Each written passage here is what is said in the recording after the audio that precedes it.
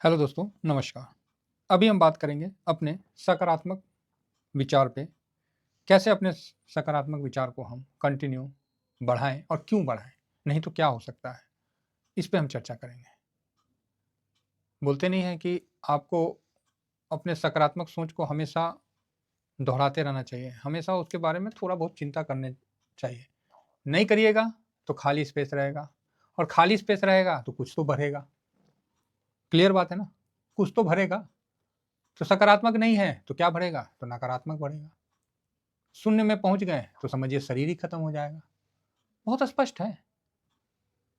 आप तो किसी ना किसी पक्ष में तो रहोगे। या तो आप सकारात्मक सोचो, नहीं तो नकारात्मक अपने आप अपना जगह बना लेगा। आप बोलोगे नहीं मैं तो शून्य में रहूंगा, ना मैं सकारात्मक हूं ना मैं नकारात्मक हूं, तो भैया मेरे को लगता है शरीर ही फिर डेड हो जाएगा। ठीक है, तो आइए थोड़े से अपने अंदर सकारात्मक को, जो पॉजिटिव एनर्जी है उसको कैसे, मतलब क्यों, वो बात है उस पर हम चर्चा करते हैं। कि कल्पना कीजिए कि हमारे विचार पानी के बूंदों की तरह है। ठीक है, कैसे हैं? पानी के बूंदों की तरह। क्या है हमारे विचार? छोटे छोटे विचार, अच्छे अच्छे विचार, खराब खराब विचार, कुछ भी हो सकता है। जब आप उन्हें जब आप उन्हीं विचारों को बार बार दोहराते रहते हैं, आप एक अविश्वसनीय जलाशय बना रहे होते हैं। बात तो सही है भाई साहब।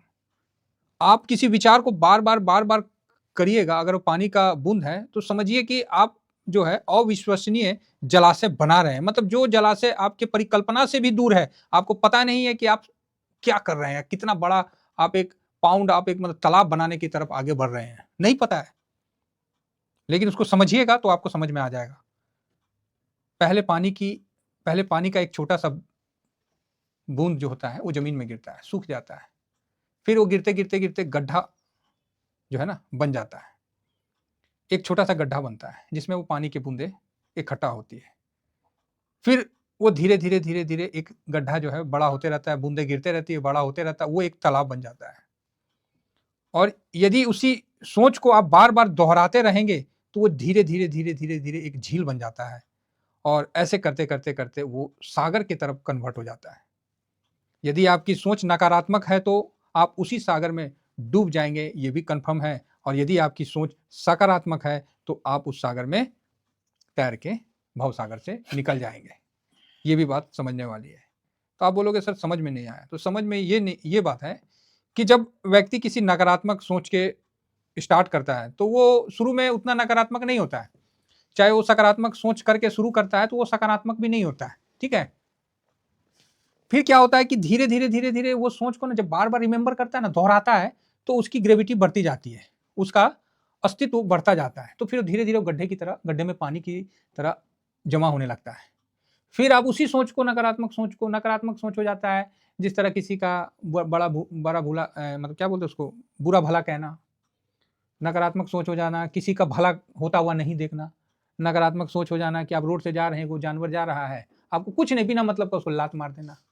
वो आपको कुछ नहीं किया बेचारा, फिर भी आप उसको तंग कर जाना, उसमें खुश हो जाना। ठीक है, आप अपने साथी को गिरते हुए देखना और उसको लॉस होता हुआ देखना और आप खुश होना।